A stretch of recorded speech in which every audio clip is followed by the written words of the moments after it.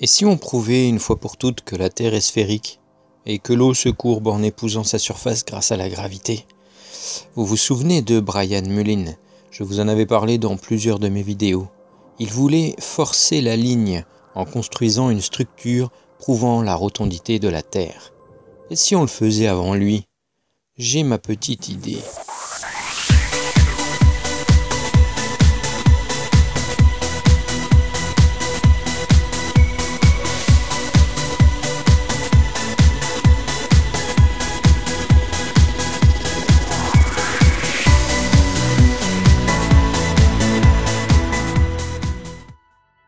Donc, Brian Mullin avait posté plusieurs vidéos où il nous questionnait sur différents problèmes liés à la Terre sphérique et proposait de réaliser l'expérience Force the Line en construisant 2 lignes faites de poutrelles en acier, dont une suivrait la Terre de manière parallèle, la bleue, et une qui resterait plate, linéaire, depuis un endroit fixe, la rouge. Si ces 2 lignes s'écartaient, cela prouverait la rotondité de la Terre. Il y avait même une page Facebook de l'expérience où on pouvait s'inscrire, voir les vidéos, récupérer quelques infos, sauf que depuis peu, voilà le message que je reçois lorsque j'essaye d'y retourner. Je pense qu'il a abandonné. Il a dû se rendre compte finalement que c'était beaucoup trop cher et contraignant. Personne n'a voulu le suivre. J'ai peut-être trouvé une solution alternative à son expérience, qui coûterait nettement moins cher. Voici un canal près de chez moi, le long duquel on peut avoir presque 2 km de ligne droite, 1,6 pour être exact. Terrain idéal pour mesurer la rotondité de la Terre, et d'une pierre deux coups, le niveau de l'eau du canal prouverait que l'eau se courbe de la même manière. Comment faire? C'est assez simple.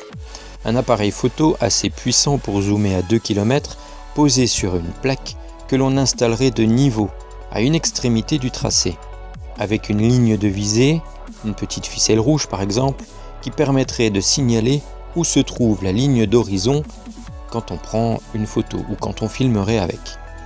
À l'endroit où serait installé l'appareil, on mesurerait la hauteur séparant le niveau d'eau du canal de cette ligne de visée. À l'autre extrémité des 1600 mètres, une personne tiendrait une barre verticale graduée, un peu comme le font les géomètres, afin de visualiser la hauteur où arrive l'horizon de visée de l'appareil photo. Ceci représenterait la ligne rouge de l'expérience de Brian Mullin.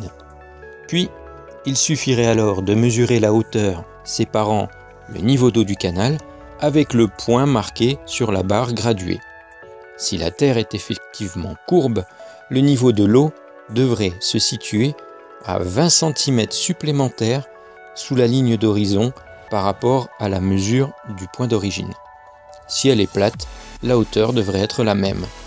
Voilà, cette expérience est simple, facilement réalisable avec un appareil capable de zoomer correctement à 1600 mètres. Je ne suis pas spécialiste en matériel photo, mais quand je vois ce que peut faire le Nikon Coolpix P900, je pense que c'est possible. Il suffirait de filmer toute l'installation, de vérifier les mesures pour enfin savoir, même si je pense déjà connaître le résultat.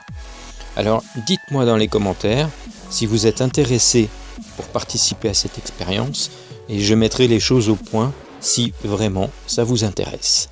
Allez, ciao!